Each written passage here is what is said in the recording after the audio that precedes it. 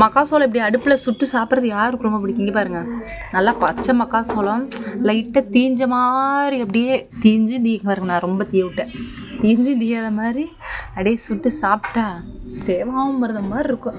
இந்த இடுக்கியே வேற காணும் நம்ம அவசரத்துக்கு. பாருங்க, சூப்பராக இருக்கும் மக்காசோளம். ரொம்ப வேகச்சிட்டு புகை வந்துருச்சு. தம்பி காணா எங்க மொட்டைக்குட்டி ஜி விழுந்துராத இங்க ரொம்ப தேஞ்சிருச்சு.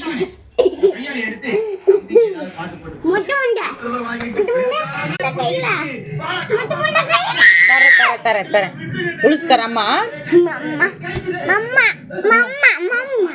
சூடா இருக்கு ஒன்னா சாப்பிடு. நல்லா இருக்கா? அப்படி பாய பொத்தி படக்கூடாது.